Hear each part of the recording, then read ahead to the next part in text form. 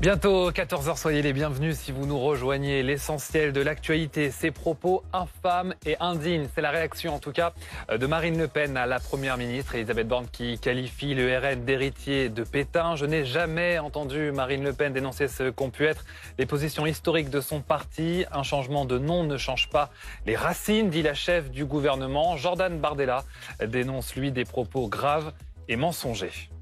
Polémique autour de la Palme d'Or à Cannes. La réalisatrice Justine Triet, lauréate du grand titre lors de cette cérémonie grand-messe de cinéma mondial à Cannes hier, lors de sa remise de prix, n'a pas hésité à tacler la politique du gouvernement sur la conduite de la réforme des retraites, mais aussi la marchandisation de la culture. La réaction de la ministre de la Culture ne s'est pas fait attendre, d'abord sur Twitter, puis sur notre antenne, où elle a réagi, mettant en avant les subventions publiques inégalées dans le secteur de la culture notamment. Et puis l'actualité internationale, bien sûr, également. Recep Tayyip Erdogan part-il pour un nouveau mandat à la tête de son pays? C'est la question posée aux Turcs aujourd'hui. Vous voyez cette image en direct.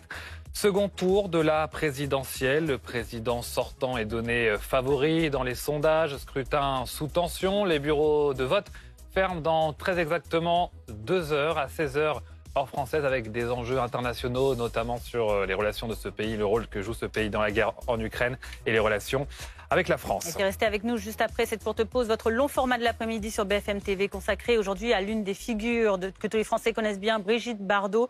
Le portrait confidentiel de cette icône scandaleuse, c'est à suivre dans un instant. On se retrouve à 15 h pour l'actualité.